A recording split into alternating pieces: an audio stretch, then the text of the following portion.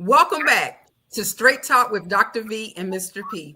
And we have a featured broadcasters straight from the deck joining us today.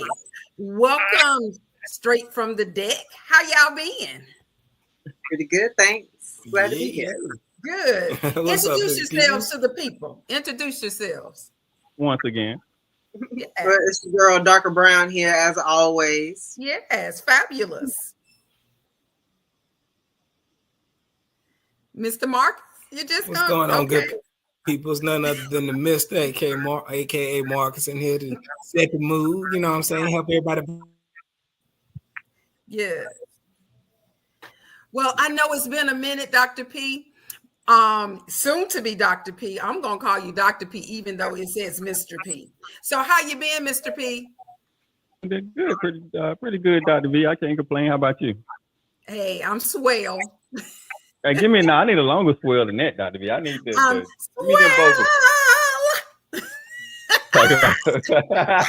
Hey, look at Dr. face.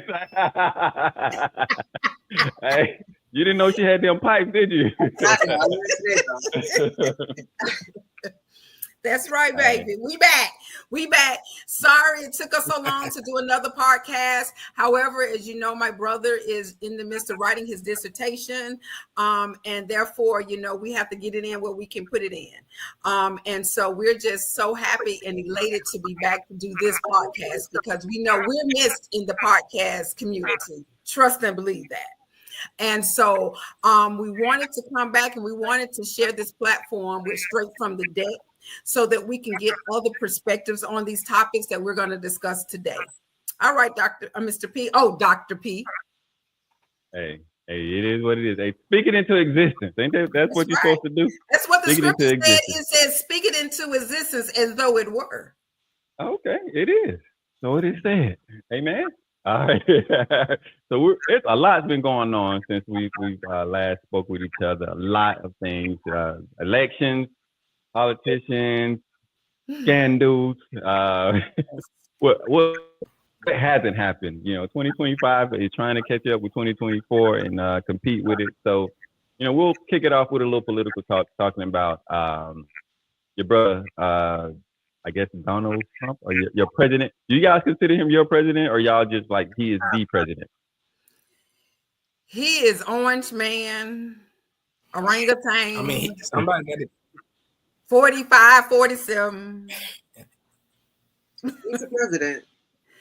He's the president. He's the president. Oh, somebody. He was elected. Yeah, he was elected. I like that, Marcus. He was elected. I like that when he was elected. Yeah. Right. So he's elected. So, it's been no secret of what he's been doing. And the Project 2025 is alive and well. We're seeing it live in person. Mm-hmm. But again, in, typical Donald Trump fashion, he finds a Negro to parade in front of us. And the latest Negro has been none other than the brother Lawrence Taylor.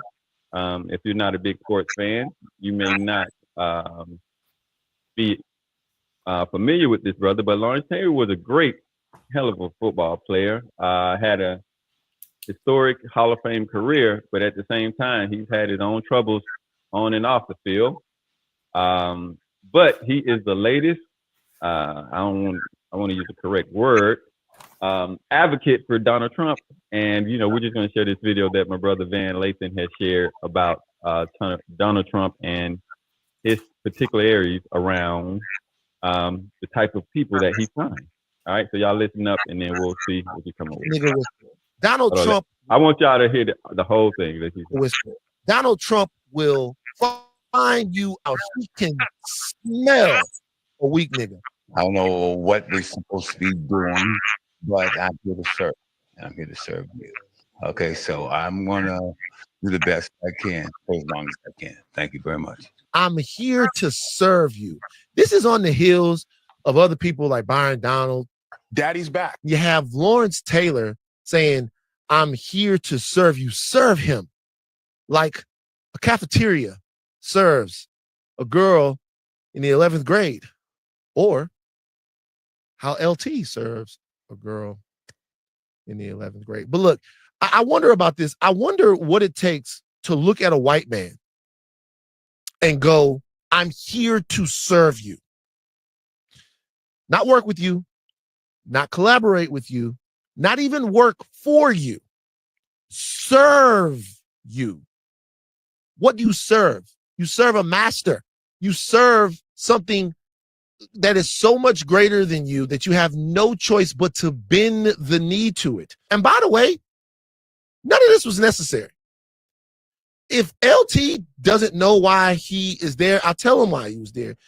He was there to be a part of the President's Council on Fitness. He was there for kids to do jumping jacks, burpees, to run. This is not a serving situation.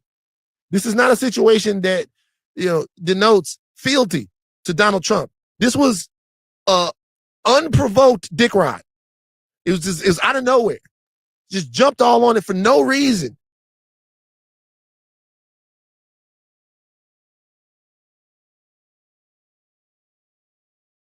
All right, I'm gonna let you guys gather yourselves for a second. I'm gonna let you gather yourselves for a second.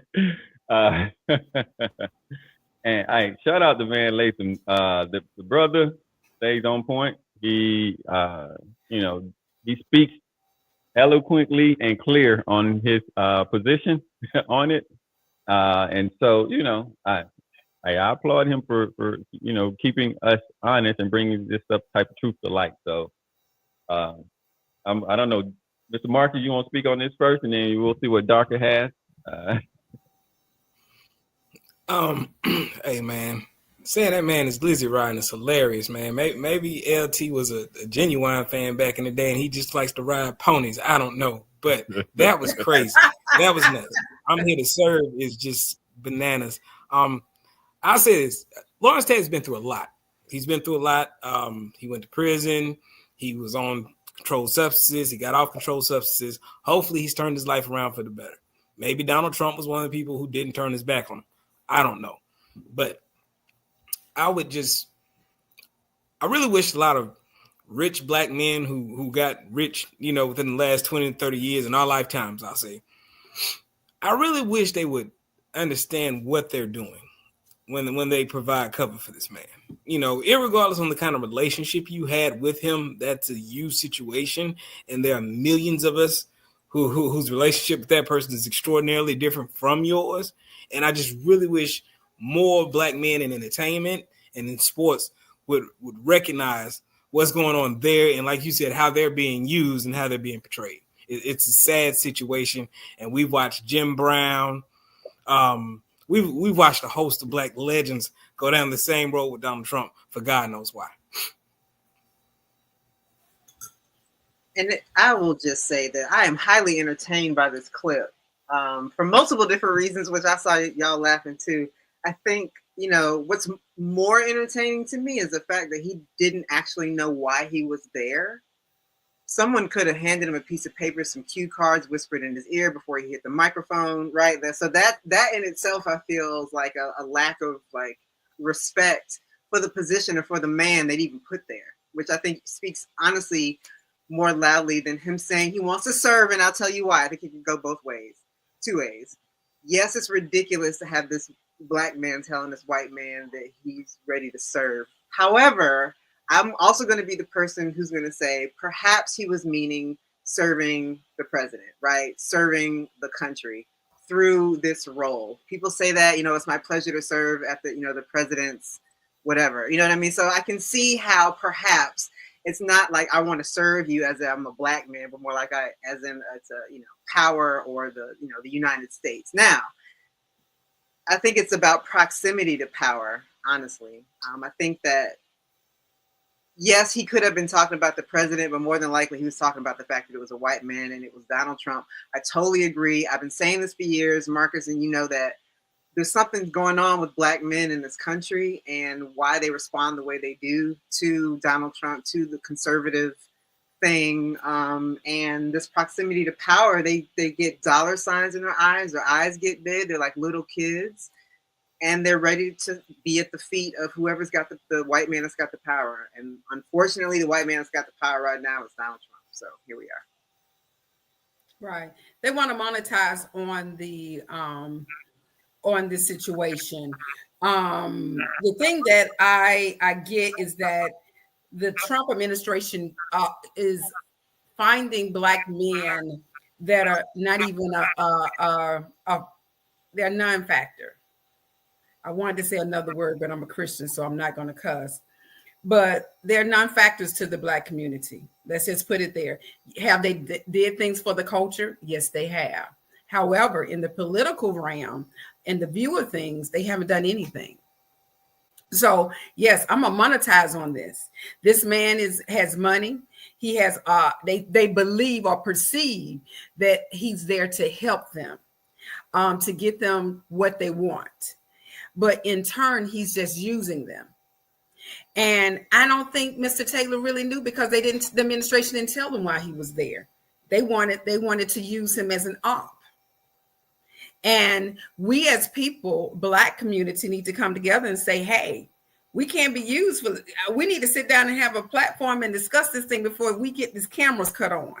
Get an understanding. They're not getting an understanding why you're there. Why are you at that table? You're being used to be at that table. You telling me they just called you up and you just went to the White House, and then all these cameras, and you get up and say you want to serve.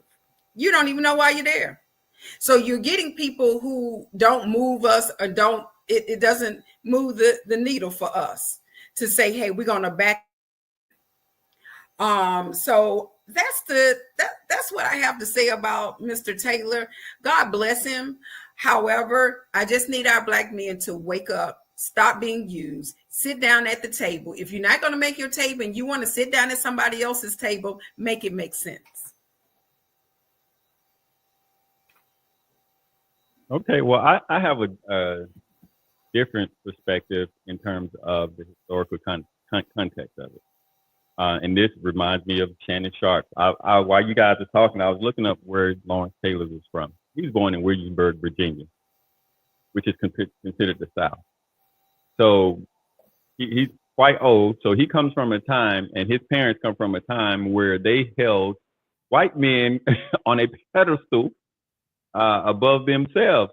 So he, in his mind, he's still in that mental space where the white man is my friend. He's going to help me, all throughout his NFL careers when he played with the white men were the ones who helped him get out of his troubles. So he's almost like that character in Django. Boss, you know what I'm saying? He's like, boss gonna take care of me. Boss gonna look out for me. So he doesn't have the mental capacity or bandwidth or intellect to look and see that he's been positioned in this role of just a Black face, or I guess he would be what we call the token back in the day, or you know what I'm saying? So you have those variations. So Dr. V, when you say Black men, I wouldn't say he is the majority of Black men. I think he's a very, very small minority of those men who are raised that way and who see white daddies or their white fathers taking care of them or looking out for their best interest. So when he got the call, he didn't have the bandwidth or the capacity to go back and thinking like, how does this impact Black people, or how does it impact the community? He doesn't have that bandwidth. So we should not look to Lawrence Taylor type people to hold, be responsible for carrying that torch, because they just don't have it. They just don't have it. That's just how I see it. I'm like, poor little tink. That's just how I see it. Okay, then I got you. I understand. But when do you wake up? We can't be in that. He's not going to wake up. We can't. You have been sitting around and you've been watching. I understand your plight. This man hit his head up against the wall how many times? He's not going to wake up. I understand where he was brought up. However, there comes a time that you change your mentality. It comes a time that you can wake up out of your sleep and slumber and say, hey, hold on. This man has been doing X. He see the news, unless he have CTE. No, he's not got to be. You're asking too much of him. You're asking too much. I'm not asking nothing, because I don't trust the man. Well, that's what I'm saying. He's within the capacity he says, and he should be held as an example like Van Lathan did. He held him as an example like Trump finds weak Negroes. Yeah. You see what I'm saying? So I we agree need with to you. jump on board with that and identify these weak Negroes, because we do know that they're out there and they exist, Yeah. and yeah. make sure that we point out, like, hey, there's another weak Negro. We call them coons or Uncle Toms or whatever. There's another weak Negro out there doing what he do. Right, and Trump need to realize you keep trying to No, put Trump these don't. Trump. black men, but we're not moving. The educated ones and ones who got sense ain't falling behind him. He's not a factor. But you're asking that Trump is trying to appeal to the other weak Negroes. So we need not This is focus what he's on the trying to weak appeal to. Negroes. Well, I guess. Okay, go ahead. Doctor or Marcus, what y'all jump in? Oh, Mr. Let me add Marcus back. Hold on. I think I lost him. Go ahead, Doctor. Yeah, no, I feel really badly for him, just because it was like even for himself, he did not realize that he was not given the information needed to sound coherent. Right. It wasn't a goal of his, it wasn't a standard of his to sound coherent, to be informed when walking into a room, when being given a position and being a representative. Like, those are the kinds of things that I feel like are like most important, is what this shows me. Mm-hmm. Yes, Trump, but damn, Lawrence. You know what I'm saying? I'm like, damn. You know? So, I mean, I really don't know what to say to that. And I've been thinking about, so the strategy is get these weak Negroes, love that, in these places. And I guess my question is, are we, the people outside, are we receiving these weak Negroes? Do we know people that are receiving these weak Negroes? Are these weak Negroes working? I ask y'all those questions. What you think? I say yes. Yes. To other weak Negroes. Exactly. You see what I'm saying?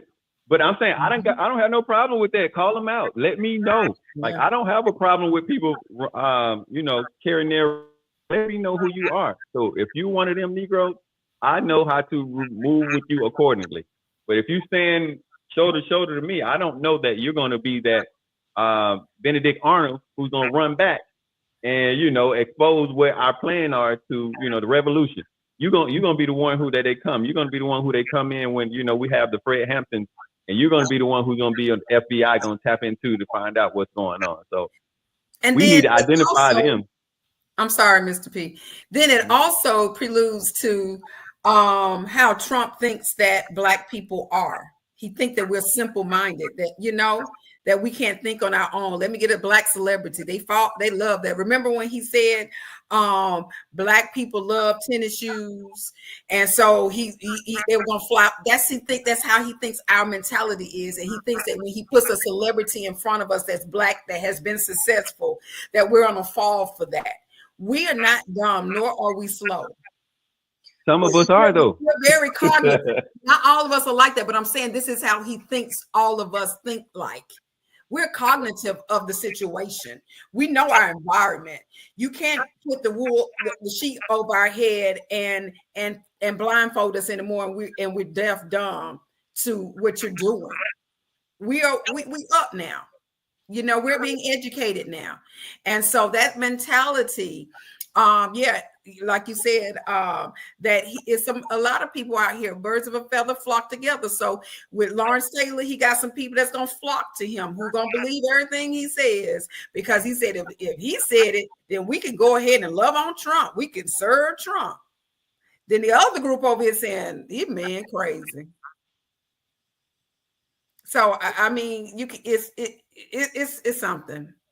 In this environment that we're living in now, nothing surprises me anymore.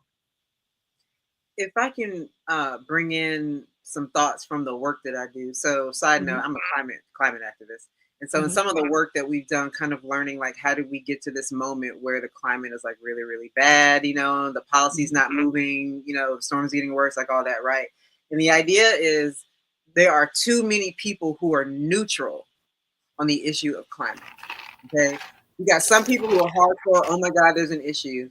And you got some people who are like, there's no issue. You got a lot of people in the middle who are like, meh. So I feel like, in the work that I do, the idea is you want to polarize it to make people choose a side. You know what I'm saying? No, you know what I'm saying? So in this situation, I would offer that maybe Trump them see it also as like they're trying to get to the Black folks who are neutral. I think maybe we have a few more Black folks who may be neutral that they are able to come in and speak to. So like they already got the hardcores who went with, oh, he cut a check, so I'm in. You got those. But you probably have a little bit of slice who are like, you know what I'm saying? But it's like we on this call, we're like the hell no, right? But I feel like it's a good and a bad, right? Because I feel like Trump is polarizing us. You know what I'm saying? So it's always making us choose or making us within like who we're talking to, who we're surrounding ourselves. Like white folks are going through it, but like Black folks are going through it too. Because we're seeing the folks like, oh no, you tripping, oh no, these Negroes, not, you know what I mean? So it works both ways. He's polarized too. And it polarized too. I'm happy you brought that up in the church. I remember I was watching Pastor Swaggart one morning, and his son Donnie Swaggart got in the pulpit, and this is when we were getting ready to vote. And mind you, a lot of these white pastors have a lot of Black congregants in their church. Right. And so he got up in the pulpit, and I'm watching, and he said, somebody needs to contact the Black pastors and tell them not to vote for that Black woman, to vote for that woman in office. Because what she's doing is wrong. It goes against everything. She's going for abortions. We shouldn't do this. I felt some type of way when he did that. Because I'm like, first of all, put a title to her name. She is Madam Vice President to you. That's first. That's right. Second, you don't need to call the Black clergymen. You don't need to call us. Why are you calling us? Exactly. It's like you're voting for your person. We can vote for ours. We no longer live in that slave mentality where you could dictate to us what we're supposed to do and how we're supposed to vote anymore. Right. So I agree with you on that. Yeah. I thought we had Marcus back. That's why I stopped talking. Yeah, he's I think he's having an issue with his power. He's coming in back. He'll be back. But once you identify that it's a strategy, like Dr. was saying, it to me, it neutralizes it. You understand that it's a strategy. And then obviously, I don't like to be polarized, but there are some weak Negroes out there. You know what I mean? And so we need to identify them. We need them to point them out. You know what I mean? So I don't, you know, again. But do we not bring them in? That's my other question. Do we not? Now it's different now. This is different. Think about it. Now let's look at it as white folks. Now the white folks over there, y'all are having issues with y'all's families. Like, and we say with the whole racism, like white folks need to handle racism. Like y'all need to handle it. Right. Yeah. In our situation, we have some of our folks, like you have clearly lost your mind. Clearly. Are we not to also bring in our family, to bring in our community, to help them see that there's like a larger us, that we need to take care of ourselves? What do you think? I think we don't have the time nor energy or resources to focus in on that. I think we're only as strong as our weakest link. And they will learn, as we have learned. Nobody walks out being pro this or pro that. It's the experiences that life has taught us that leads us to that certain way. You know, in some cases, you know, you are indoctrinated into it. If like you're born into a white extremist family, you're going to become probably a white extremist. But for many of us Black people, it's the experiences that we've had personally with white supremacy that have told us that, okay, we need to open our eyes, and no matter who they are or what happens, the end result is we are going to be the last place. So they need to find out for themselves, because we know what's going to happen to Lawrence Taylor. We know that he's going to fall short again, and nobody's going to be there to rescue him. His white savior are not going to be able to do anything to him. They've clearly shown that you know, they will throw you under the bus. And I don't know you, but I personally learned from experience that when the push comes to shove, they will throw you under the bus. They are not going to sacrifice anything for you. You're going to get thrown under the bus to save themselves. So that's just what I've learned personally. So you ain't got to, you know, show me who you are more than once for me to believe it. So Right. That's my only response to that, doctor. Is that they're gonna find out. And I don't know if you saw the video. Remember the young lady who was on Instagram and Facebook? Oh, I have found my tribe, y'all. I have found my tribe. She was putting a lip gloss on. I found my tribe, and she has the mega hat on. I found my people, y'all. And she's a Black woman. And she says, yes, I'm MAGA. I'm MAGA. I found my people. And I mean, she just wearing the flag, and I have seen that, as you described, by her family and all of this. And then not even a couple of months after Trump was elected, her son was okay. Now I know exactly what we're talking about. And now she knows everybody's help trying to get her son. Okay. Right. And that's just what Mr. P was just saying. They would throw you under the bus. No one came to help her to her defense. No. I mean, you get what you pay for. Mm-hmm. I mean, but I would actually argue with you that, I don't know. I don't know if folks are having, I don't know. I don't know if folks are really understanding how they're being used. And I don't know if they really know how to back their way out of it. I think that once you get in, once you're in it, it's almost like it can be embarrassing. I've read some articles, you know what I'm saying, to get back out of you done said it all. You done did it all. You done right. You know what I'm saying? And so at some point, you just might as well keep going because you got to save face.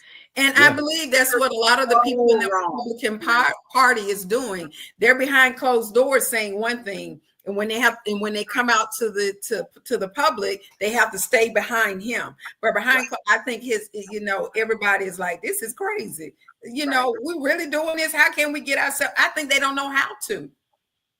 And but I think to your point, behind closed doors, I really feel that when you got so many weak folks in power who are really, truly just really mean-spirited, evil people, filling positions of people who are just mean followers, weak Negroes, this is not sustainable. Right. This will crumble from the inside because there's not enough continuity. There's not enough. All they know is we're in power. Let's get it. You know what I'm saying? But there's not enough. People are not on the same page. You even got Marjorie Taylor Greene. Talking about come on, son. So there are cracks. There will continue to be cracks. Yeah. I was reading this thing. I don't know if y'all saw these little boom boom dolls, the Lulu dolls, the Lubu dolls, the Boo dolls, the Boo Boos, the Labubu dolls. It's like a whole thing. They're saying that it could be a signal of a recession coming when people start buying just random feel good stuff that kind of gives you a zing of, oh, it feels good. A sensory. Right. Right. And so when you add on all of the things that happened in the first 5 minutes of the administration this year, and then you add the recession on top of that, and these white folks in middle America who are so diehard. And then when the health insurance, that's another article I read the other day, health insurance premiums, and people start getting their notices that the amounts are going to go up. I mean, y'all, it's going to be an ugly fall and winter.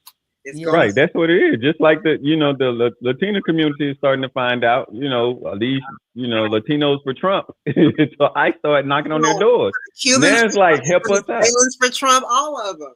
Right. Now it's just help us. No, this is what you wanted. You know what I'm saying? So again, if I was a Hispanic community, let them weak Latinos, let them go on over there, let them identify themselves so that when the shit hits the fan, they be the first ones y'all send ICE to. Because this is what you signed up for. Yeah. This is what you want. So, so I pity the Lawrence Taylors of the world because, again, they don't know no better. So, that's a conversation with him and his family. They didn't prepare him, or, again, we only can know what we know. We only know what we know. And we do the best that we can. So hopefully, I don't know if I think he has one son, but I promise you, everybody's looking at him like really dog. You know what I'm saying? The other athletes, the other people who are aware of what's going on or looking, and again, Master gonna throw him under the bus when push comes to shove. They're gonna throw him under the bus. If they'll do it to Epstein, they'll do it to him. Mr. Marcus, how you doing, brother? You got your power back? Oh no, let me see. Can you hear? There you go.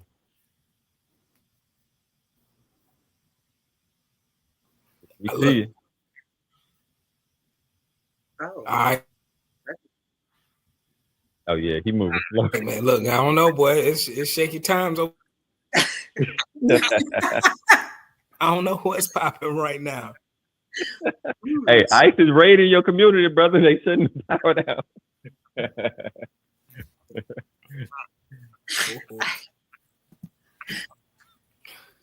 that brother going through it. Lord have mercy. He going through it. Oh my God, yes. Really quickly, just since we just mentioned ICE, I was talking to my friend earlier today. Y'all, they are lowering the age that ICE agents can be to 18. Not only are they incentivizing ICE recruiting ICE agents through paying off student loans and signing bonuses, they're also incentivizing ICE agents to deport people faster. Wow. What's the oldest you can be? What you trying to apply? What you Yeah, I'm saying I need to apply. Inquiring for a friend. Hey, look, she inquiring for me because I'm going after anybody from Europe. I'm going for the Europe people. Anybody, I'm like, look, where your papers at? Look, the Migos, the brown people. I'm be like, we coming through. You better go. Right. But hey, where you from? South Africa? Tackle them. I'm tackling everybody from South Africa. Any European, I need to see your papers. Yeah. Sorry. And even if they had the papers, it don't matter. The paper, none of that matters now. So you just choose who you want. I don't know how y'all feel, and I apologize, and I promise I'll close my mouth. But no, that's a good discussion. That's a good discussion because we need to be informed of these things. Because that is an opportunity, but do you really want to be in a position in ICE to be deport people back? Hey, people who have been. I'm interested. Hey, don't be surprised if I showing up with my ICE badge on. I'm going to Lenox Mall, walking around and see anybody of European descent. I'm gonna need to see your papers. Not Lenox way. Yeah, that's all they doing. They looking at people. I'm so done with you. Not Lenox Square. Yeah. Yeah, any Lenox Square, they be all up in Lenox Mall. Phillips, I'm going all up in there. I'm going up in there. Trust me. There will be not one illegal European in my city. I promise you that. Oh my gosh. You from Europe? Russia? Anybody over there? I'm taking all y'all. You got an accent? I'm listening. Let me see your paper. I support this. Yeah, because that's important, right? That's really about. We're trying to protect our borders, right? We want to get these illegal immigrants out. Trying to pretend like it's just people from Mexico and brown people. No, it's a lot of them other illegals here too. But let's not forget it was Latinos and Mexican put that man in office. Now you crying. So I wouldn't be looking out for all of them. I'm telling you, it's the proximity to power and proximity to whiteness. As long as you identify and align with whiteness, then you're just not black. And that's the goal. Don't be black. That's step one. And then you can have everything else. You know what I'm saying? So, that's and right. Then CBC, but that's what happens when you do that. You choose, but you are not chosen. Right. Definitely. You'll never be chosen. And you don't want to listen. You don't want to go back to the history books. You just want to just do what you do, and you did what you did, and now we're here. Exactly. Yes. So where's the parties at now? Where are the parties? It was all on their boats and yachts. Latinos for Trump. Latinos for Trump. I have a friend, and I appreciate her because she's right. You know what I'm saying? It's like this is really sad. Families being broken up. You know what I'm saying? And it's not a time to gloat and to feel petty. And so, like, as a spirit, like, I appreciate her saying that. Like, this is a time to, like, have compassion. I feel that. And that was some dumbass shit you did. Both of those things can be true at the same time. Okay? They can be. It's true. That's how I'm feeling about that. Well, you know, I agree. you know, pardon my French, you know, we've been throwing around the, you know, the statement, fuck around and find out. This is the era of the fuck around and find out. Yeah. You know, you can find out what, you know, the promises are versus the realities of it. Yeah. And, you know, despite what's going on, you know, you will see, you know, the impact of your decisions. And, you know, it's a false dichotomy to think that they really care about people who don't make up a majority of their fundraisers. They don't. Even though y'all can give y'all your $20, $30 while it's great, that's not impactful. It's really the billionaires who they're concerned with, the corporate billionaires, CEOs, the people who move the market. And, you know, once you identify that that's where the power structure is, then you can understand it. You know, you don't feel, you have a better grasp of the reality of it. You know, Right. The Elon Musk matter more to Trump than the Latinos for Trump out of the little chapter down in Florida or wherever y'all at. So, you know, once you come to grips with that, you know, you'll be better prepared. So. But you know, if I may step in before my whole system crashes again, this goes back to something that Dark and I never agree on, but it goes back to why do we allow billionaires to hoard so much money? Like, at what point as a society do we say, you know what, this is crazy, nobody should be worth $437 billion, we're going to put a stop to this right now? Like, there's no need for it. I understand it's a free capital market and people should be allowed to do X, Y, and Z, but I guarantee you, if you were to put some type of salary cap out here for society, say, hey, if you make more than $2 billion, you're going to be taxed at a 99% tax rate, guess what they would stop doing? They'd stop hoarding money. They could only hide so much of it overseas. They could only hide so much of it from their taxes. They would eventually stop taking, you know, an executive post at this place, an executive council seat on this job, a ring of honor here. They won't take up 12 and 13 jobs and take all these advantageous opportunities away from society because they couldn't benefit from it anymore. We have to, until we address the elephant in the room, nothing's going to change. The billionaires own everything, and now they're trying to own more than that. You look at what's going on in media right now. The whole problem with major media right now is the 2 or 3 billionaires who own it are more interested in getting richer. Jeff Bezos wanting to go to the moon and compete with Elon Musk than they are telling the truth about any issue that we're dealing with on any level at all. And until we handle the problem of billionaires hoarding money, nothing is really going to change. I say it all the time. We wouldn't allow 10% of the world to own 90% of the fresh water in the world. We would never do it. We would say that's too much power in the hands of too few. But yet, I can buy a bottle of water for $100, right? Easily. And nobody won't sell me a bottle of water for $100, right? Right. But if I have a bottle of water, I can't make you give me $100 for it.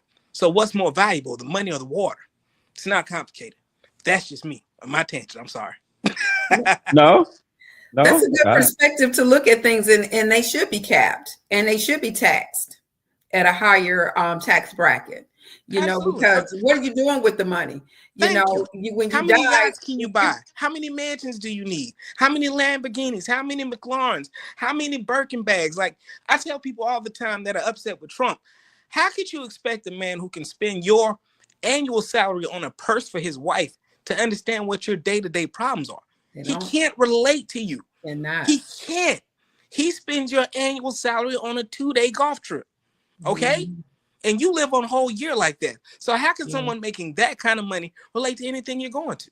That's why I tell you to pick yourself up by your bootstraps, because that's what they think they did. And all the while, they did not just pull themselves up. They were handed some money. Absolutely. Trump was handed a whole degree. Yeah. We still never seen his college transcript.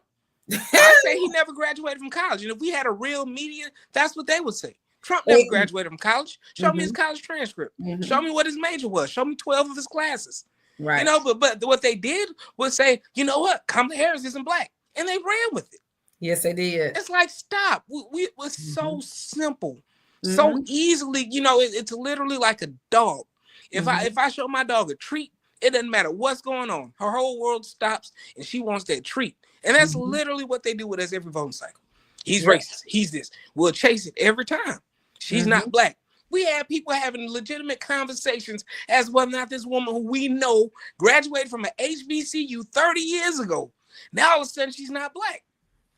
But Marcus, and they were the ones who said the 1%.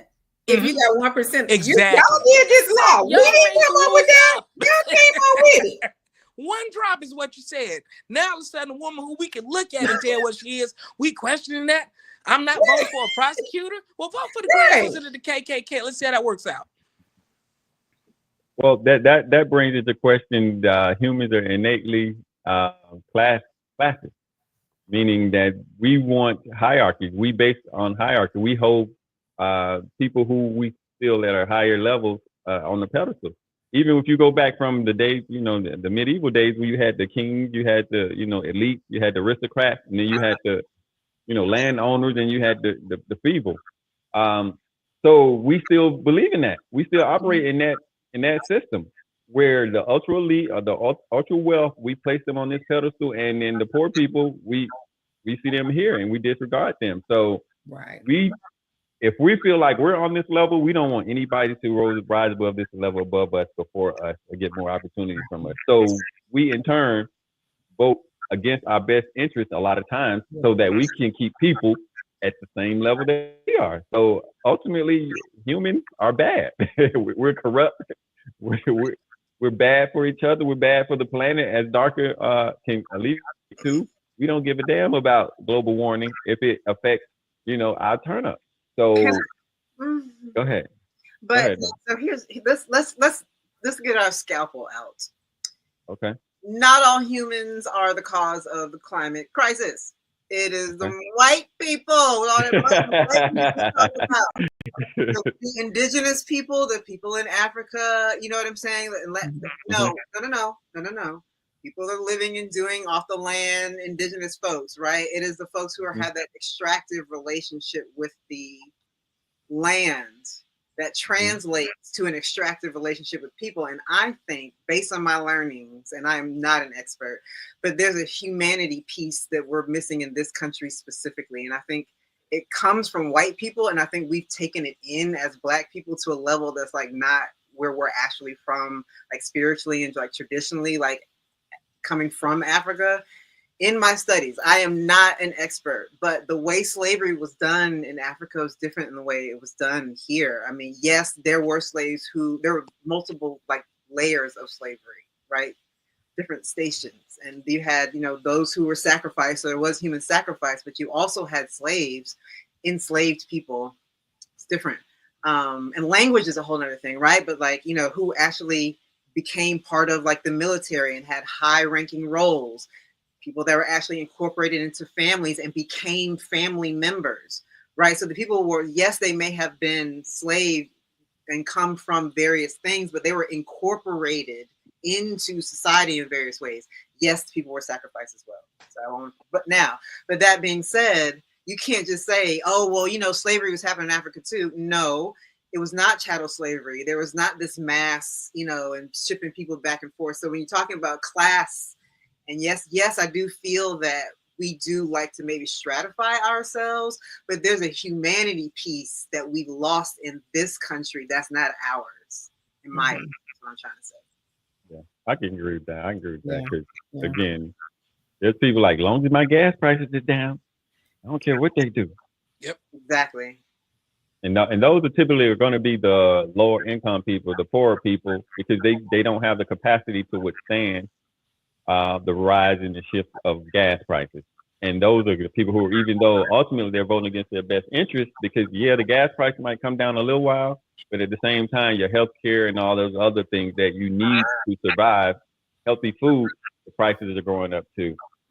So it's really not benefiting you. So again, I get that. And Mr. Marcus, I kind of agree with you. I'm kind of with the what is Eat the Rich?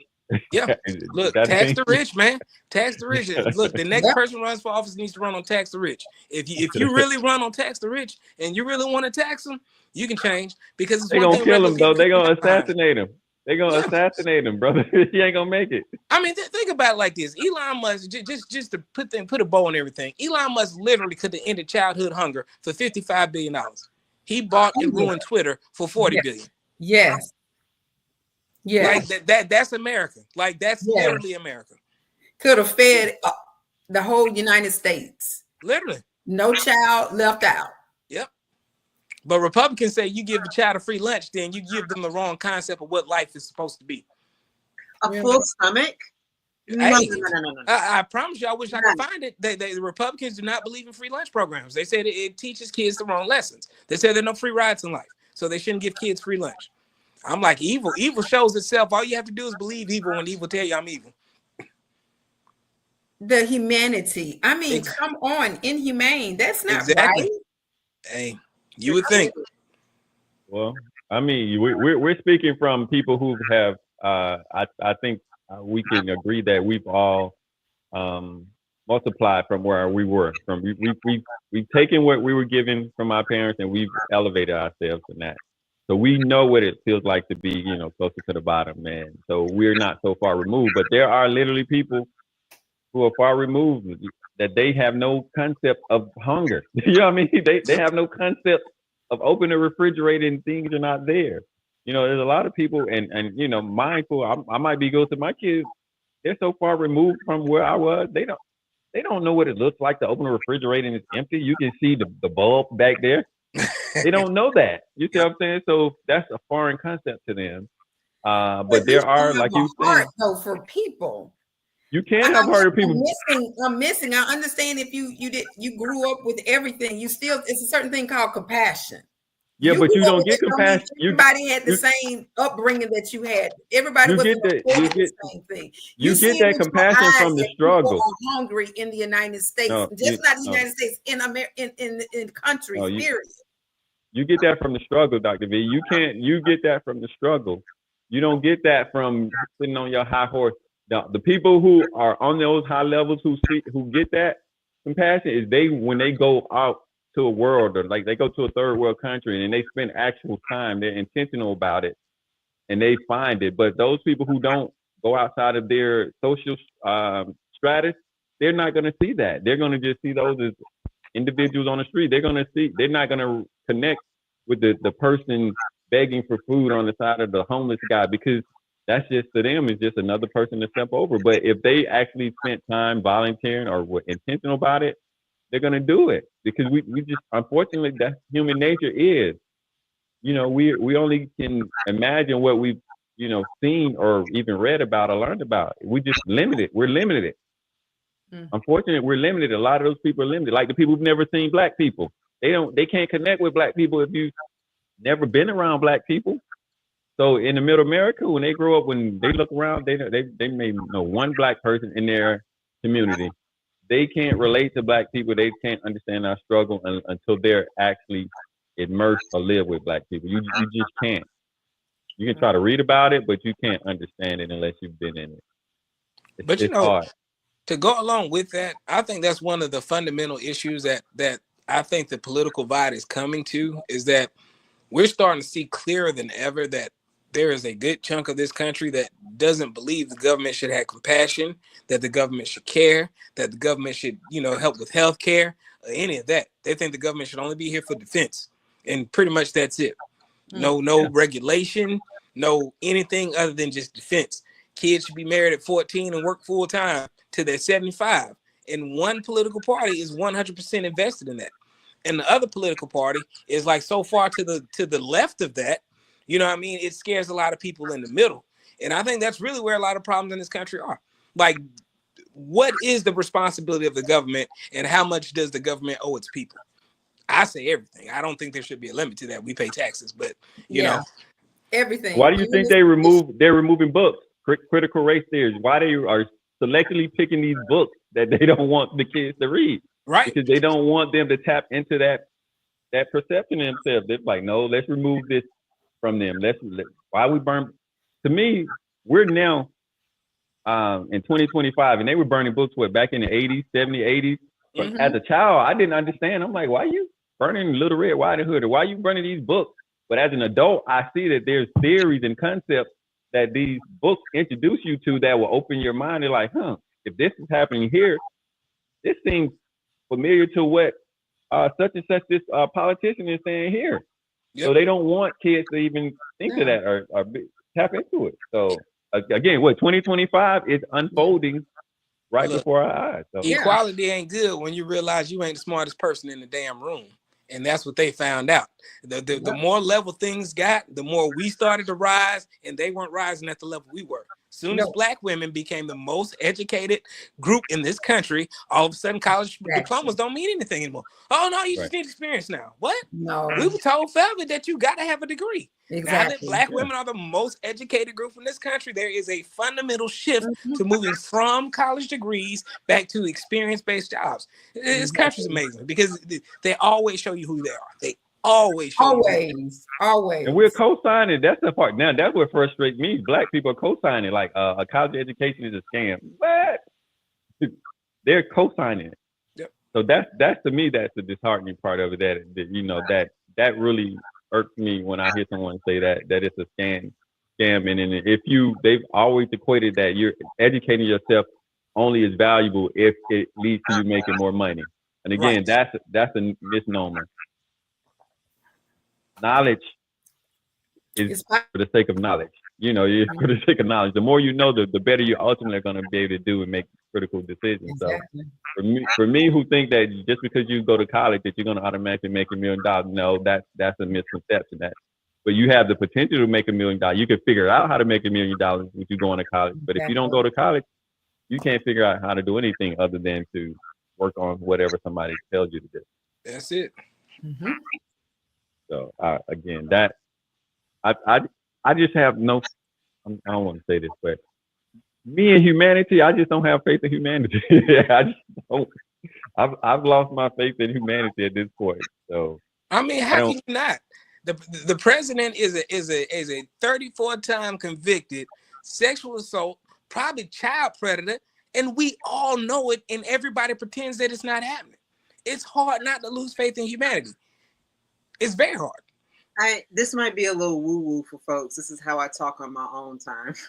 But I feel that, in my opinion, yes, things look really bad right now. However, in the grand scheme of the universe and stars and God, that we live in a positive space. Like, positive energy would allow negative energy to exist. But negative energy is too selfish to allow positive energy to exist. And because of that, I believe that ultimately we live in a positive bubble. That's just how the universe works. So it may be bad, but the stars say something else. That's a good concept. You don't know negative until you experience positive. Yeah.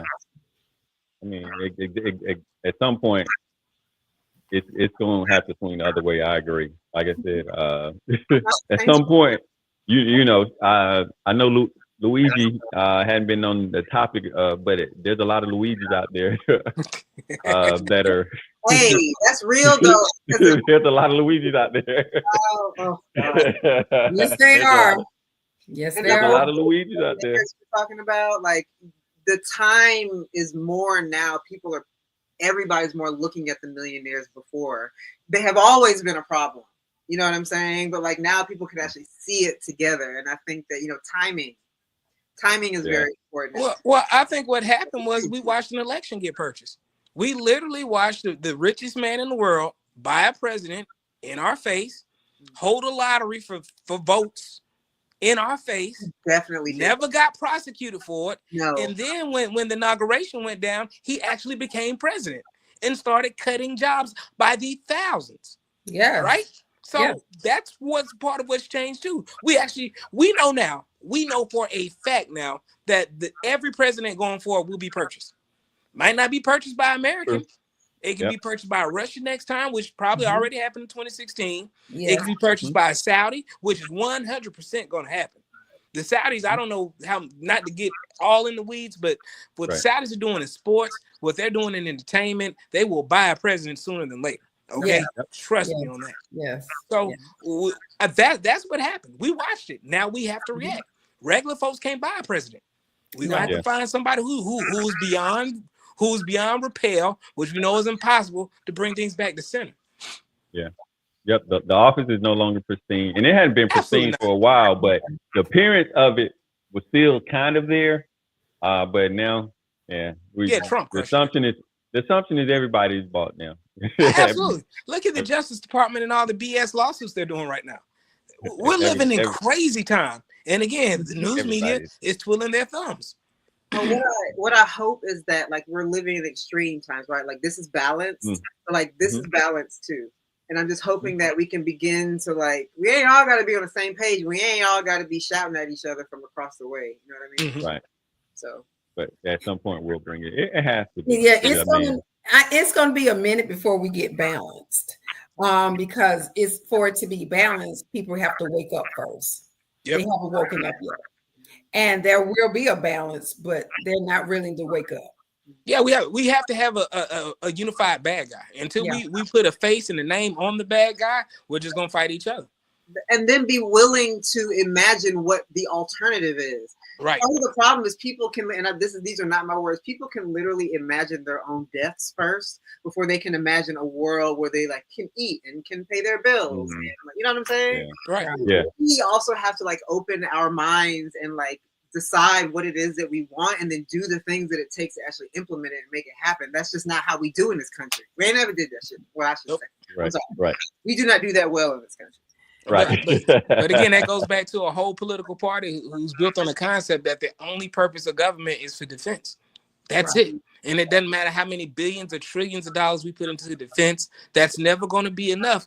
But food stamps, Section 8, WIC, that's a problem. And that has to be stopped. And it has to be stopped yesterday.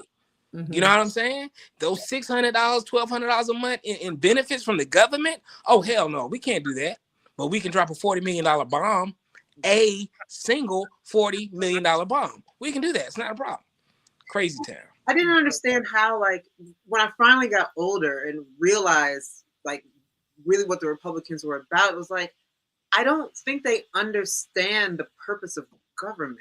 That's kind of like what I walked away with. It's like, you're supposed to support people so that the people in your land, you know what I'm saying? Like, are doing well and can contribute and can, you know what I'm like, so this idea of doing like the least, you know what I'm saying? Just the absolute least. And not spending any money unless it has to do with defense. It's totally bogus because again, coming from my climate work, we say that a healthy, you know, environment is like healthy people. You know, being safe and protected is being healthy, having food, having land. You don't have to have guns and bombs to be safe. You gotta be healthy and have your family to be safe. Like you have to redefine what safety is. They got you thinking you got to be out here dodging bullets, and we got guns, so you do, but you have to envision something else. And it's sad that the reason why it's magnified now is because we have so many Republicans in office. But Republicans have always been this way. It's just now that we're unbalanced. There are more Republicans in position, and now we are starting to see. Y'all about this the whole time. This is your mentality. You just more concerned with defense. You're not concerned with humanitarian work. You're not. So now is the time, is in present time. What should we do? If you're a Democrat, what should the Democrats' response should be? What should their strategy be now? Well, I think it's really capitalist posing as Republicans. I think they're really capitalist first. Republican is just a moniker that they can, you know, they can garner a base of people to vote for. Because again, the capitalist agenda is the priority in the party. Again, it's capitalism at all costs. Yeah, it is. Yeah, it's hypocrisy because again, they want big government. They want little government when it comes to business, but they want to tell you how many babies you can have, what rights you can have, you know, women's rights, you know, so it's hypocrisy. So that's the part that people that I don't understand how you can't put two and two together. If we want less government, then I should be able to live my life however I want to live, make the personal decision I can for my health, my wellness, my family. You know, you shouldn't be able to tell me what to do with my body. True. But again, you want small government, except for in these specific situations, because you're afraid of the white population dwindling and becoming a minority. And for you, that's a bigger threat for you, because at some point, all the projections say 2035, 2050, it's, you know, white people be a minority, and that's scary for them. So Yeah, that was before this administration. They pushed that yeah, back. They pushed that yeah, back a significant amount. They said they're deporting 3,000 people a day. yeah, yeah. Okay, They're, but white they're people afraid. have always been the minority. They are the global minority. So this whole idea Yeah. that they're a majority anywhere is a fallacy that literally we've all bought into it. They Yeah. have never Yeah. been the majority. So I don't Yes, we bought into Yeah. that myth, didn't we? We bought into that Yeah. myth. Yes, we did. Because if people of color decided, okay, everybody kill one white person, and there won't be no white people left to prosecute. You see what I'm saying? It's like, there won't be nobody they're like, well, you killed the white person. Yeah, okay. What Yeah. other white people who attest? There won't be any. And there'll still be billions and billions and billions and billions of people. So I'm not saying y'all Luigi. That just, you know, I'm just saying, theoretically, Yeah. you guys could be wiped off the face of the earth, and there would be nobody left to attest you. Because again, if we just do all the white men, if the people of color impregnate the white women, those babies ain't gonna come out white men.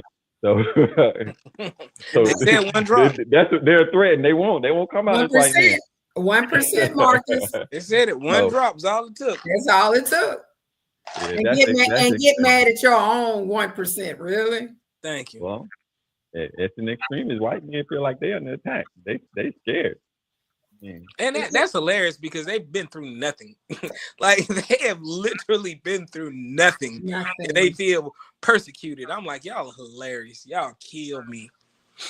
Can That's we? how they get now. Go ahead. I was gonna say, can we shout out? It's a little bit of a sidestep, but Jeff Duncan, I think his name is, who switched parties in Georgia. Did y'all see that? Nah, it's about time. He said He that did. he's like his humanity, like he couldn't love his neighbor by staying with the Republican Party. So like, we were talking about polarizing earlier, right? Mhm. And they finally pushed him. This man, wasn't he like the lieutenant governor? or Yes, something? Lieutenant Governor. Yes, he was He Republican. changed parties in 2025 after Trump got elected the second time. Like just taking a step back, like it just went too far for him. So I just want to shout him out real quick as we're talking about humanity. You know, as we're talking about like just making it a choice, like being a human being. Is he running for governor? Isn't he going to run for governor? Oh, I don't know. They say he may run for. They say he may run for the governor. So that's what I was looking at. He might run for it, but Yeah. I know Keith Lance Bottom's running. Yeah. What are your thoughts on that? What are your thoughts on her running for governor for the state of Georgia? Good luck. You talking about are you Keisha? Why is it good luck? Man, Georgia's Georgia. Georgia's only so progressive. Misogyny is real, man. I underestimated the power of sexism, you know, until I've seen 2 presidential elections that changed my mind completely on that. Sexism is incredible in this country. It's because you're not a toxic male, Marcus, and that's why. That I own. Definitely. Yeah, and also, what are your thoughts on Kamala Harris thinking about putting her head in for 2028? It's already been proven that she's not going to. She's going to be like Hillary 2.0. She's not it. Unfortunately, they've made that clear. So it's just going to be pulling up the same tropes that they did before. Yep. And And we for kind the of need a record, fresh face. Yeah. For the record, I don't think Pete Buttigieg is going to happen either. Just the way people ran from women, they will tuck tail and run from that homosexual man in groves. Church-going black folks ain't voting for that man. I'm just gonna keep it 100. I ain't saying I ain't saying they're gonna vote the opposite. They'll sit down just like a lot of white folks sat down this election, being honest. Yeah. You know what I mean? But they're not voting for Pete Buttigieg. It's just not. It is what it is. Right. I don't think this is the time for Black women to be running, or if they're running, they need to be in like strategic areas. And I feel like what happened in Georgia this last go round, and like Stacey Abrams. Like there's a lot of buildup that got us to where we are, and part of that is like I don't blame Keisha Lance Bottoms for not coming back for like another term for mayor. Like there's just a lot of moving parts. You know what I'm saying? Right, This is not the atmosphere for Black women in this state right now, and I don't know if it'll be better by 2028 because we really don't know what 2028 is going to look like. There's so many things that could happen between now and then. I think you could do some strategic planning and some forward, but I mean you really are going to have to, I think, continue to do it every quarter because things are going to continue to change so much. You just can't. We don't know what's going to happen. We don't have a clue. No. But I don't think what you said is bad because I think we see it culturally throughout this country. I mean, even in stuff like Star Wars, anything that stars like Black people. I remember when the Minecraft movie trailer came out and they showed the Black woman and people lost their mind. Right. And it's like we're at such a strange cultural moment in this country where, just being honest, anything with a person of color or a woman on it is going to get a level of scrutiny that's completely undeserved right now. Right. And it's happening everywhere. And so when is it going to be a time that we put that behind us and look at the character, look at the integrity, look at the track record? When are we going to serious as a people stop this? That's not the American. That's not the culture. We just don't move that way. I do think we have an opportunity as Black folks right now. We have to have community autonomy right now. Ain't nobody coming to save us. So if we want to do what you're saying, we should start treating each other that way now. But it's not going to come from American culture. Hell no. Because other countries, they have female prime ministers. They have women that are in charge. What is up? I mean, because we won't acknowledge our history. America refuses to acknowledge the history, and until we acknowledge the history, those other countries don't have the history that we do, and hasn't treated the Black woman as severe as America has. So they are still holding, this historical. Let's keep it real. White folks scared of vengeance. White people are terrified that a Black Donald Trump is going to get in that office and do Donald Trump shit to them, and they're terrified. That's what it's all. Look, I'd be the one to do it. I damn near want to run myself just to be that one, have those interviews and go on television. Reparations, yes. First thing I'm doing when I get in office, I'm shutting down Fox News. You think I'm lying? Try me. Look, I'd go on stage and be like, I probably would have killed Donald Trump before the election. He was a clear and present threat. I had Secret Security do it. Guess what? They said the president's immune. He can do whatever he wants. Welcome to the new America. Yes, I'm selling pardons. $5 million a whop. Yes, I'm going to be a billionaire when I walk out of office. Welcome to the new America. You created it. We'd be fools not to benefit the same way y'all did. Exactly. We would be fools. Fools. I would give reparations away the first day. $1 trillion. We gonna set aside to figure out how we gonna distribute it. What y'all gonna do? Be mad? What y'all gonna do? Assassinate me? It's an executive order. Ain't nothing y'all can do. Yes, we're gonna take the money. We're gonna take it from the billionaires. Y'all don't like Elon. I don't like him either. He got $400 billion. Let's just take 200-300 of that. He don't need it. He can't buy a spaceship. What he gonna do? Cry? We'll be all right.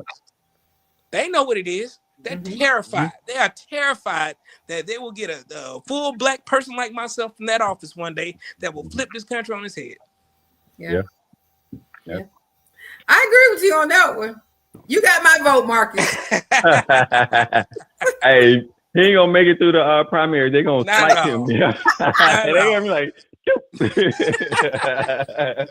hey, brother. Don't worry, Marcus. I'll write your name in. I'll tell people. I let wherever you see home, baby. We here. I don't know, but in all honesty, I would, if I would, the strategy that I would have for like Black women was to take the state and the local governments one by one. I would put all my money behind like the city council women. You know what I mean? People running in those at the state house. And we would take them from the inside out and have somebody, come out like, because Barack, they didn't see Barack coming. Barack was in Chicago, Black city. They didn't see him coming. But by the time they just like, we'll just have him as a token guy. He'll just come in and give us a speech at the convention. And the next thing they know, the momentum had taken off. and they had done that. So there's another person like him, a woman of color like that, who is waiting, you know. And I think that I would develop it that way. If that would be my strategy, to develop that way, let them get a lay of the land. Because a lot of when Stacey Abrams came, a lot of people didn't know about Stacey Abrams until she exploded. It's just she came on the scene so fast, but Georgia wasn't the right state for her. Had she been in another state, she probably would have more momentum or more support in there. It was just Georgia was not the state for her. Georgia's still Georgia in the end of the day. Right. Yeah. Yep. Georgia's still Georgia. So, but her, if she had been in somewhere like Chicago or somewhere, you know, another state, she could have definitely taken the governorship, or even Senate. But that's just that would be my strategy. Okay. So we want to transition to we're gonna transition. Question now. Topic and end this thing on a good note. Yeah, that was some good conversation. You know, you don't have a lot of people that you can have these conversations with, unfortunately. No. People who are well versed or well ingrained or keeping up with it, because again, I understand there's some fatigue on it, but you got to look beyond that. So I'm glad to have this conversation with some people. Well, the world's changing fast. You know what I mean? Like the world is really changing at a rapid rate. And you would do yourself a disservice not to recognize what we're up against right now, because it's a little bit different than what we've been doing the last 30 years or so. Mm-hmm. I have faith in our kids. I think, you know, the next generation, you know, they don't give it, you know, they don't care like that. So they gonna do what they do. They have a little bit more freedom. They've been removed from some. I do have faith in the next generation and the younger kids or whatnot. Some of these older people need to go and die out. So we need to kick the bucket a couple of these people. They need to. Yeah, they need to go. They holding on. These 87 and 80-year-old people still in these positions. Y'all need to go. We need to have it needs to be a term limit on Absolutely. these people. It needs to. Yeah. No one is coming in office talking about let's do a term limit. Come on. Yeah. And those are simple things that everybody can get behind. Yeah. And we definitely need them for a Supreme Court. We need a better method of Supreme Court, period, point blank. Yeah. 12-year terms, I'm all for that, but they got to do something. They got to do something. Yes. It's ridiculous. Okay, so this is the one darker that you want to talk about. Play it for the people. For the people, which you wanted to talk about. Let's give it to the people.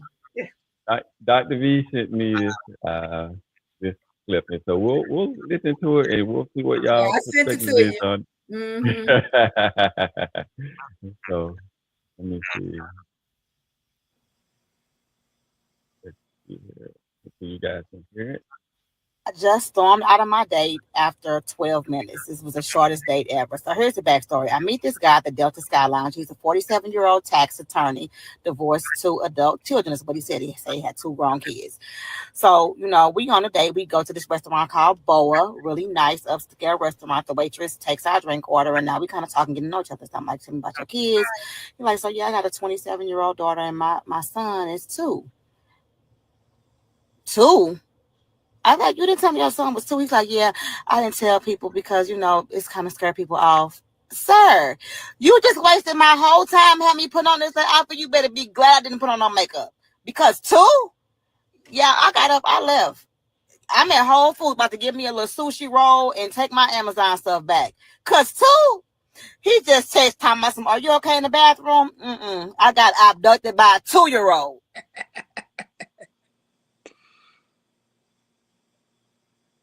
All right. I don't know about that outfit, but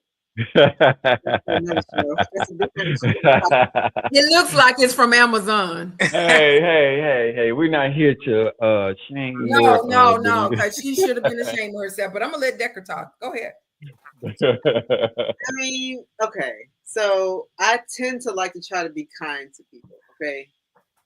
This man came, told her the truth. Mm-hmm. This is my situation. He ain't hide it. So he got a 2-year-old. So if she does not want to date a man who's in his 40s that has a 2-year-old, then just say that. But you lied. Your response to his truth was to go hide and to leave a couple attitude in your outfit and act like he was wrong for telling you the truth. He could have kept that 2-year-old in his pocket.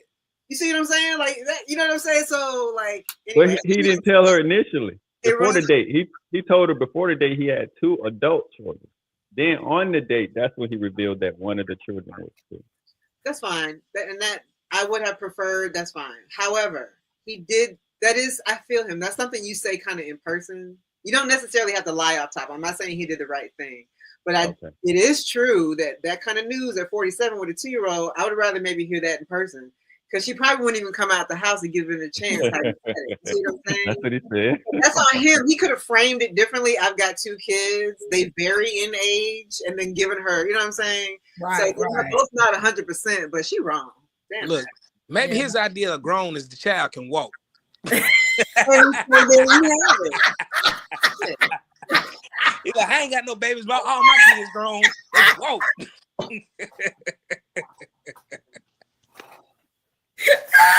You know,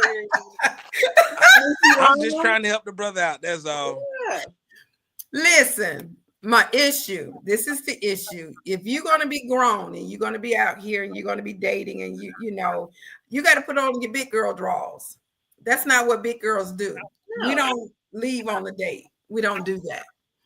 I would have respected you more if you came out of the bathroom, sat down, and told him and spoke your truth and said, hey, you told me you had 2 adult children. You did not say that you had 1 adult and a 2-year-old. I do apologize for wasting your time or however you want to put it, but I'm going to end the date now. To ghost him. And then let me backtrack. How was the conversation? Was it an intellectual conversation where you're vibing with him? He had to have something about him for you to say, yeah, agree to the date. Had you stuck around and just talked to the man, got a little more conversation, more topics, how he viewed world issues, his policies, his principles, his integrity, his character, you could have overlooked some of that stuff. But we as women, we are so quick to dismiss men over the smallest, minute things.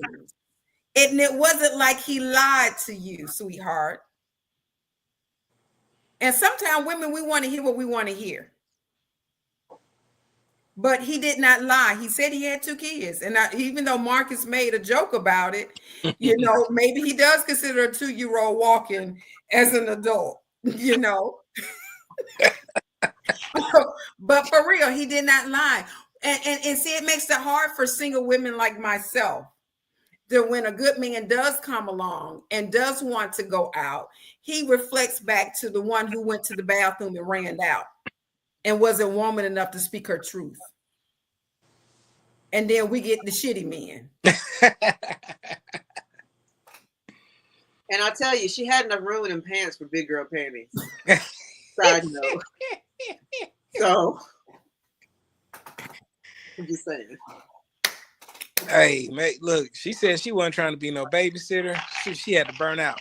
Who said she had to be the babysitter? The baby got a mama, don't her? That's what she was thinking. She was like, I'm gonna be babysitting and take care of the baby when he got it. I ain't doing this. You didn't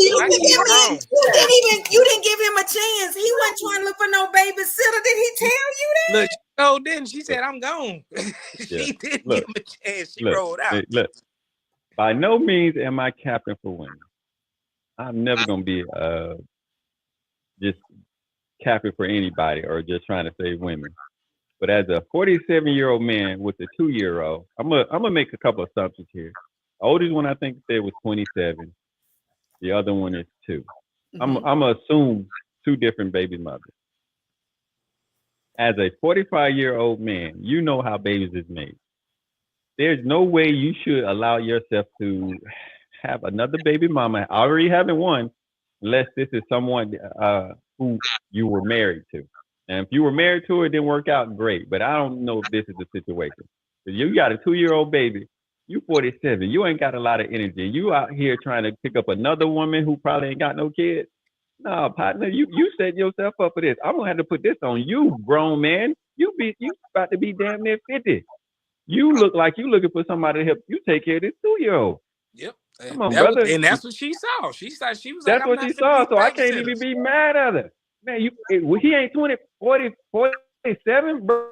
Well, you about 4 or 5 years different from me. Just I can imagine having a 2-year-old trying to be outside dating for a potential woman who don't have no kids and potentially want to have another one. No, son, sit down somewhere, be 50 brother. with a kindergartner. You about to be 50, brother. With a kindergartner. With a kindergartner. Do Come the on math. now. 47 2 is 50 and 5. He's Yeah, 50 come with on. a damn kindergartner. I can't be Go to mad that at sister run. from she supposed to run. Now maybe she could have told him like, yeah, I ain't gonna be able to do this, partner. I'll give y'all that. But if I had a 40, if one of y'all, my dear sister, Dr. or Dr. V, but dude, if y'all ran into a dude like this, and y'all could tell me all the accolades he had. He was a great guy. He does this. When you call him, I was like, he got a 27-year-old and a 2-year-old, and nah, Charlie, that ain't you. He ain't the one. I'm gonna tell both of y'all that's not the one. I don't care what other accolades he had. He had 2 opportunities to be with the mother of his kids. He had 2 opportunities. And he didn't take neither one of those. He's not the one. And he ain't done with baby mama of the 2-year-old. He not. Guarantee you that. He's still messing with that. But if I meet a man, he's got a 2-year-old, he's 47 years old, I assume that child has a mother. Like I wouldn't automatically be like, I'm going like that. Literally never crossed my mind. When you said that never in my mind would be my first thought. Right. No. Right. Especially if they're 2. Especially if they're 2. So, Exactly. Look, Exactly. He love But you, that's then what- you be the best babysitter because he gonna catch you off guard. That's what we're telling you. As men, that's what we're telling you. A 47-year-old man, he trying to find somebody to help him with that 2-year-old. He got a what he gonna do with 27-year-old. 2-year-old 47? Yeah. He got a 27-year-old and a 2-year-old. So he got 2 baby mamas. And you got And Mr. P, I would respect you. If you told me, if I came to you and I sat down and I told you and you said, no, V, that's not for you, I'm going to listen to you. And it won't be for me. Because why? You know what's going on. You understand. And from a male's perspective. Because as women, yeah, our heads are in cloud 9 and we're not really looking at the long term. We're looking at the short term, what it could be versus what it's going to be. And so I would definitely take your words to consideration and say, hey, yeah, I may have to pass on this. However, let's think about this thing. Maybe he was in a 2-year relationship and the girl got pregnant on him and they broke up. What are your thoughts on that? There ain't no girl getting pregnant on you at no 45-year-old. You know how babies are made. Come on, brother. Yeah, I'm just 45. trying to help him out. I'm trying to help him out a little bit. No. We can't. I promise you that baby mama was probably in her 20s, probably Guaranteed. the same age as his child. And I she ain't promise done you. with Ask him how old she was. And she ain't done. So she gonna be trying to get that paper the whole while that girl dating. That's what Baby I'm mama talking trying about. to get in the pockets because that's her No, 2-year-old sir. stuff going with this Yeah. little whipsnapper chick. I ain't telling you to sign up for that. No, there's no way in the hell I would tell you to sign up for that. Run fast and far. Yep. Because he's still trying to be a player. If you having kids at 47, you still think you a Mac. Let's just keep it 100. Yeah. I got uncles, okay? And when they was having babies in their 40s and 50s, they thought they was still in their 30s. So are you co-signing her leaving without saying something? That's basically I am for sure. I ain't saying not. nothing. She should have said something. Yeah, but Okay. I ain't mad at her for rolling out. I ain't mad at her for dipping. She could have dipped. She should have still told him. I just think that was inappropriate thing for her to do. She still should. And for me, because I think when I sent Paulos the clip and he responded back to me, he said, you would have stayed there and ate. I would have ate that free dinner. I showed him there and told him, bro, it ain't going to work. Yep. Thank you. Hey, you were good company. You fulfilled your end of the bargain. You didn't know it didn't work until you got done eating. So I can't be mad at that. He shouldn't have He should have told you it was a 2-year-old at first, get you that free meal and dip out afterward. I ain't got no problem with that at all. None. That's what I'm talking about. Yep, that's the game right there. You just gotta learn it. Enjoy yourself. You That's done got all dressed up and came out here, then you over here at Whole Foods eating some sushi. Well, okay, let me ask y'all this question. Because I know that you guys, Dr. V and Doctor, you guys have wisdom beyond your years. Would you have the same mentality if you were 20 years younger than you are today. Is that the way you think today, or that's the way you've always thought? I've always thought I'm old, so. I mean, in terms of like a 2-year-old thing. Yeah, if you're more understanding, being more understanding now. I mean, are you more understanding now? I am an understanding person, and being understanding has gotten me fucked up in the past. So let me just Okay. Right. I think that, you know, I'm an only child. I really don't know nothing about no babies still to this day. So if Right. you were to, like, you know, 2-year-old situation back in my 20s, I'd be like, oh, just off top, because I don't know. Now I might be a little old because I've like seen, I've been around, you know what I'm saying? But like, Right, so I'm right, not right.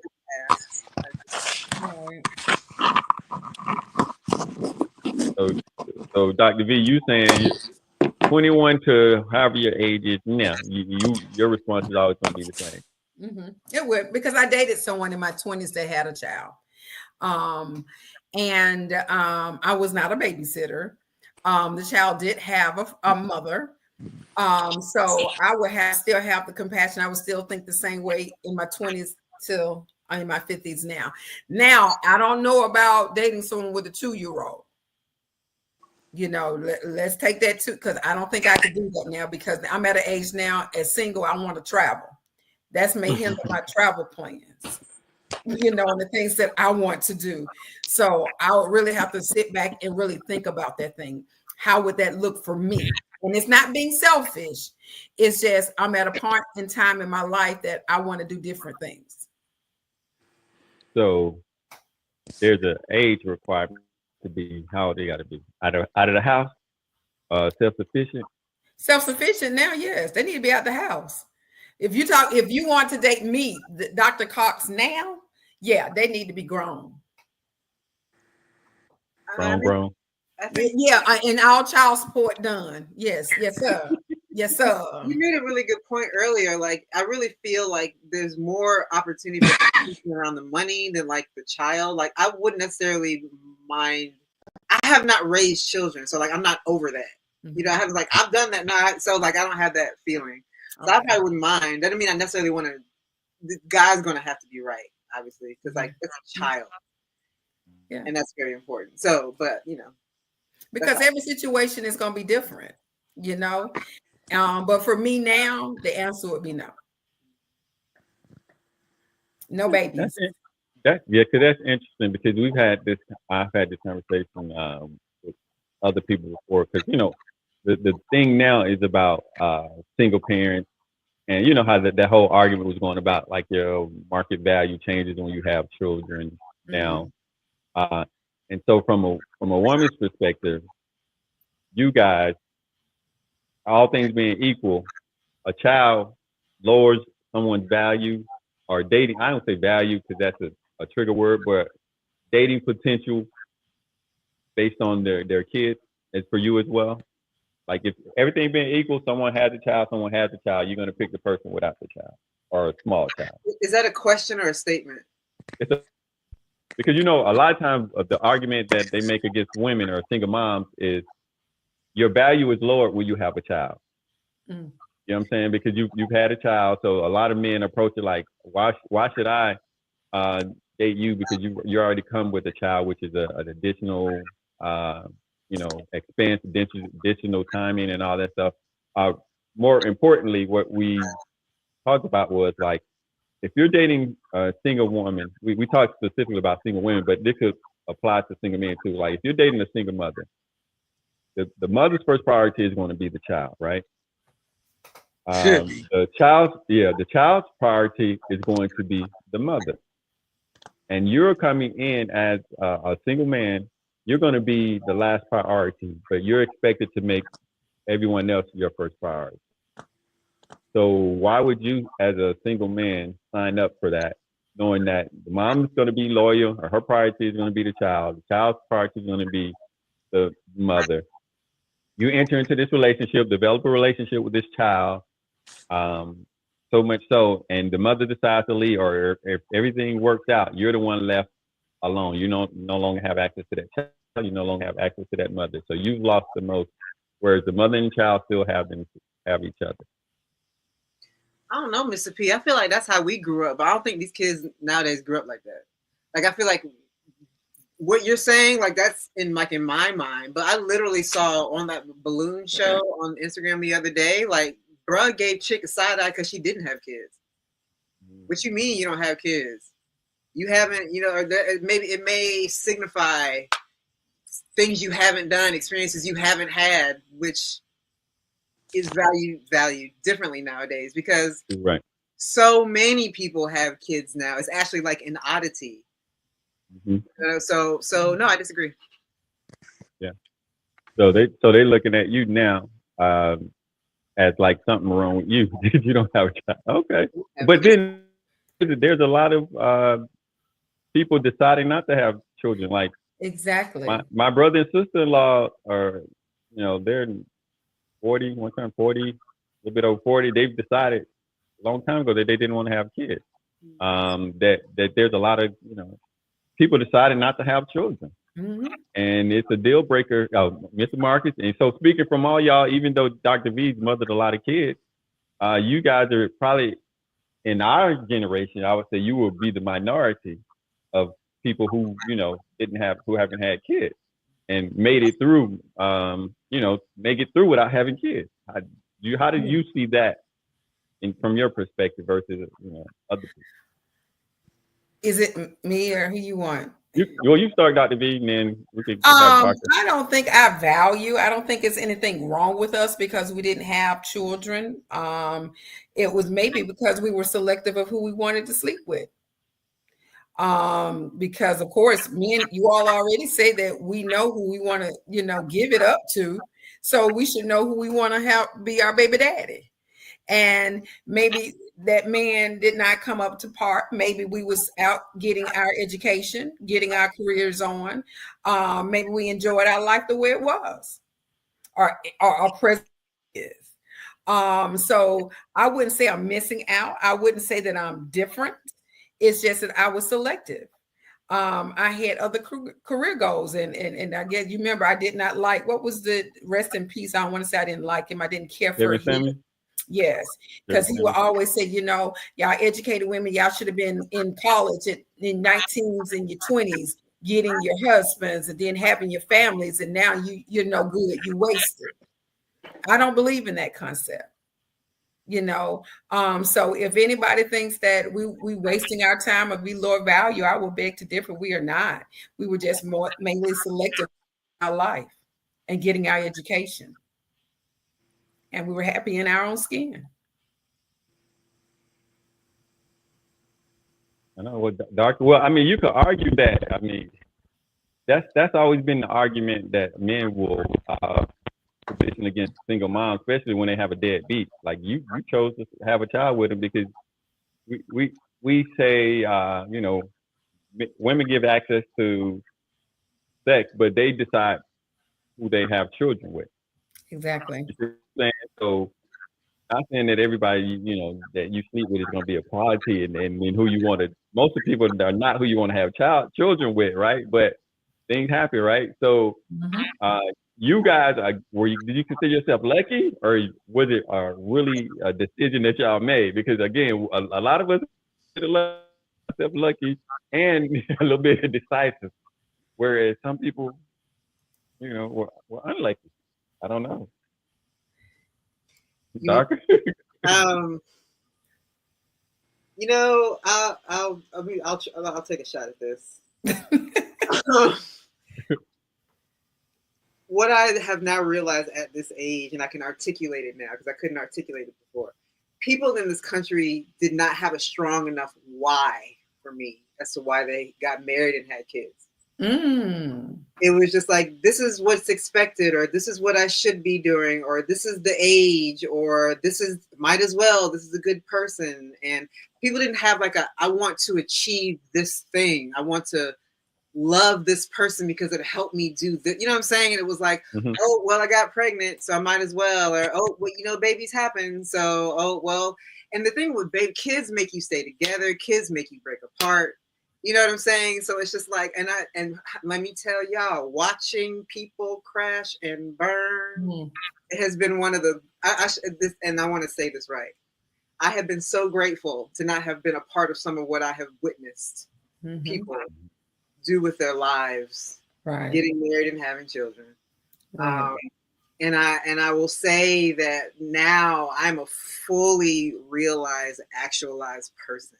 And I don't think I could have been as valuable as a partner or a mother at any time before right now, because I have so much to give. That's a why. You know what I'm saying? So that's kind of how I look at it. And it wasn't until I left this country that I understood what community agreements look like. And it wasn't until I went to Ghana when I witnessed how people move when you decided that everybody has value. Everybody is safe. Everybody's in their own lane. You would never see that shit in this country. I'd never seen it before. So of course I was like, I'm good. You know, the parents suck, the teachers suck. You gotta, you know, the coaches. You know, now you have all these people in the community. Now you have to deal with all these people that you didn't have to deal with before, because now the kids are in school. Now all these people matter. I don't like any of these people in this country. I don't want to put myself in a position now I have to invite all these random people because they're now part of a school into my life. Because see, so for me, it was like this math ain't math. You see what I'm saying? So that's my take.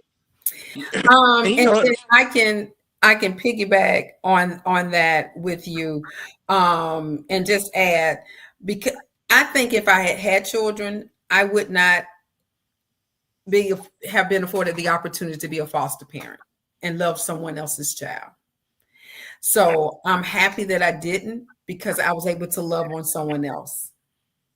What, you know, if I had mine, I don't think I would have been in their life.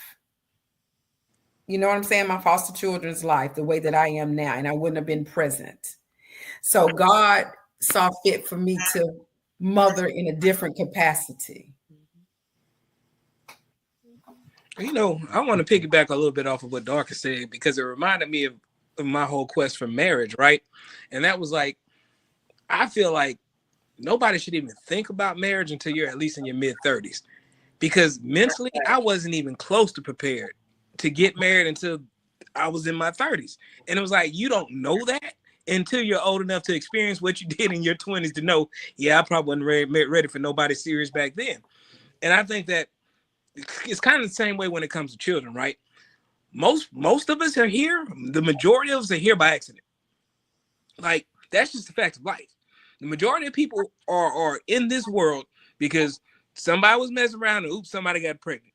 You know, sometimes that led to marriages that worked. Sometimes it led to marriages that didn't work.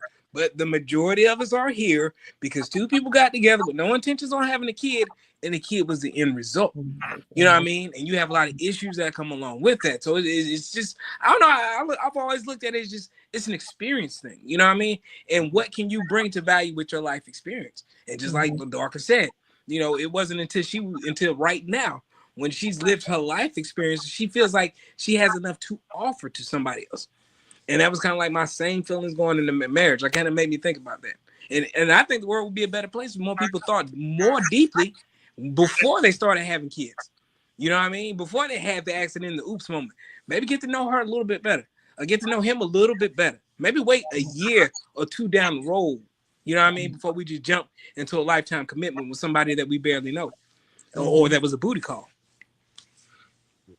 That's true. Those are great points. Yeah, because I think the mentality of this of America, and I can't speak outside of, but children are a blessing. They are a blessing, but sometimes they can be a curse. You know what I mean? So just depending on who they're tied to. So while I love my kids, and it really needs to be a better, deeper conversation. You need to talk more about it. We need to be better prepared, because nobody teaches you how to parenthood anymore. Right. You don't get the class. You don't even get the 4-H classes anymore where they teach you how to cook and clean for yourself. And so parenting, you know, everybody is figuring it out as they go along, right? So if more insight and thought was in it, maybe you would have less abuse, less hungry kids, you know, less kids in need, and better prepared parents. Because again, I can't say what the majority of parents are good or the majority of parents are bad. I just think most people are just winging it as we go along. And really and truly, there should be more thought put into it. So I definitely agree with you guys on that right there. But again, it's a sensitive, tough topic because, again, you can't say anything bad about the kids. But me and my wife, even though we've had kids, we're on the F them kids stage of our life. That tied too much of who you are as an individual into parenting your kids, that you can't be anything other than a parent. And while kids are important, they leave. You got to get them out. They got to go out and leave. So at some point, you got to be F them kids and what's best for me, what's best for us, so that I can support them kids, and hopefully prepare these little terrorists or menace to society that we have running around here, which we that's a different story. We have quite a few. Yeah, them YNs. Yeah, we got a lot of unparented kids running around here, and it's not the kids' fault. I can't blame the kids. Right, they didn't ask to be here. Yeah, they didn't. Like you said, they didn't ask to be here. There was no conversation about them coming, like y'all said, or the parent being prepared for them. They're here, and people trying to figure it out, and a lot of people are not doing a good job. Some people are doing great jobs, but again, that's a sensitive subject. But the thing is, we all pay for the ones that are doing a terrible job. Yeah. Well, but what's beautiful is that you also have people like Dr. V as community who are able and willing and have that desire and love when someone's parent may not. And again, I think those are the kinds of community agreements and community systems that we as Black people need to invest in ourselves. Yep. Because ain't nobody gonna invest in us. And to take a lot of social stigma out of it. You know what I mean? It's like mental health in the Black community. We run from it. You getting counseling, you crazy. No. Sometimes you need help. Sometimes you got a problem you can't deal with and you need a professional to help you out of that problem. Professional, that's right. Yeah, a lot of times we just put too much mental stigma on everything, man. Foster kids or having kids, period. You got to do this. You got to get married. No, let me learn who I am and let me become who I'm supposed to be. And then I'll spread my wings of these other things, And maybe we should start looking at it like that, because let me tell you, you want to get into the socioeconomics of it all. I mean, kids kind of do handicap you early in your life. Like financially, you're not really stable until you're in your mid to late 30s going into your 40s. If you had kids in your early 20s, you're multiplying your struggles. You know what I mean? It keeps you in a working class type of mentality that you can't get out of. You can look at this all kind of ways, but if you want to create a permanent working class, one way you do that is make sure people have as many kids as they can, as young as they can. That's another. Well, that's part of 2025. Yeah, for sure. Yeah, sure. But it's interesting too that Dr. said that in Ghana, and that they have more community based, and we used to be like that because again, prior to I would say the 70s and 80s, when someone had a baby in the family, if something happened with the parents or the mother or whoever couldn't take care of the kids, the family took care of the family. There was no such thing as adopting kids out. I didn't learn that a lot of my cousins, the people who raised them, weren't their biological parents until I got much older. I just assumed that you raised them, that you birthed them. No, that wasn't the case. Someone had a kid and they couldn't take care of it. Someone, cousin, aunt, somebody in the family took that child in and raised the child as their own. So there was like you said, the community took care of the kids. That's right. And everybody was responsible for raising the kids. So again, that's a different conversation. That's so Let me tell you what that looks like, y'all. I'm talking like toddlers, 5-year-olds walking with toddlers alone. You would never see that in this country. Your kids getting snatched, they're getting hit by a car, like the list goes on. We don't care about kids in this country. And so if you can't wrap your mind around the children in the future, like that is just indicative of all things, which is why we're here doing this lovely show today. Talking about it. Right. Okay. We spun out that one all the way around to something else. Okay. Yeah. All right. Is there anything else topic y'all want to touch base on? We've kind of been around the world. Yes, we've been around the world today. Let me ask something about the Trump thing from earlier too, when I was going through my technical difficulties. One thing I found interesting about the Lawrence Taylor thing that we didn't talk about, but it was very similar to the black business owners for Trump in Atlanta during election season. Remember, they invited like 10, 20 quote unquote black business owners, and they thought they were going to a forum. And when they got there, they found out this was a Trump event, and nobody knew, including the owner of the barbershop. That should clue black people into just how little they think about you. The only way they're going to get you in their spaces is to lie. And then when you're in the space, they put a microphone in front of you and say, now praise the orange guy. Gotta be smart in that, man. Yeah, you gotta be smart. Got to be. But it did kind of backfire on them, Marcus, though. Both times it did. Especially when they went to the cigar lounge. It really backfired on them. Yeah, Byron thought he had friends. He found out the hard way. Yeah. Yes, he did. But it wasn't surprising. I mean, we know that it's a photo op. Even still, like when Steve Harvey got all the backlash from when he went to meet Trump, whatever resulted of that? What you and know? that was him and Jim Brown. What? Poor Jim Brown. That was like one of the biggest things Jim Brown did at the end of his life. And there are a lot of young people who only know Jim Brown for going up there with Steve Harvey in front of Donald Trump, making a fool of his damn self. Yep. Yeah. Yep. And that's a damn shame. Yeah, it really is. It really Well, is. don't do it, brother. Don't sign up, Marcus. When you run for local office, don't sign up for nothing. We're asking like, who gonna be there? That's one thing black folk gonna be. Who all gonna be there? You strayed too far away from the black. That's protect yourself. Who gonna be there? That is our question. Who over there? Who coming? Right? People ain't there. Like, nah, I ain't gonna be able to make it. That is so true. All right. Well, I think we're about to wrap this thing up unless y'all got something else.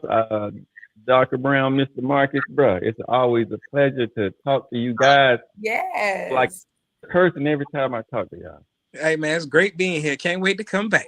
Dr. V. You guys are dope. Now y'all are gonna have to invite Straight Talk with Dr. V and Mr. P to straight from the day. We have not gotten an invite. We have not gotten an invite. You give a Marcus that. Hey, we're gonna get back on it. I'm slacking. We're gonna get back on it. Get back on it, brother. Get back on it. It's a lot of conversation. Doctor got a lot of insight in there that Yeah, definitely. Well, Dr. V, you want to close this out? Oh, I gotta close this out. Oh, I haven't closed this out in a minute. You know, first of all, I want to thank you all for being a part of the show today, and to everyone that's listening. That we discussed politics, we discussed dating, and we have to be very intentional in how we move politically, as well in our personal lives. We need to make sure we are being informed of the things that are for our community. You know, we laughed a lot here, but we need to make sure that we're doing ourselves more of being helpful than we are harmful to our community. Because, you know, by you saying, oh, ignorance is bliss, no, it's not. It's dumb. Don't do that. We need you to be aware of political things that are going on, because your community, maybe you don't care, but you got to care about your sister, your brother, and all of those that are behind you. So I hope that you listen to the podcast today. Take something from it. Take some nuggets. Have a moment. As Arsenio Hall used to say, things that'll make you say, Okay, think about it. As always, Straight Talk with Dr. V and Mr. P. We love you. Have a wonderful and blessed day. See you later.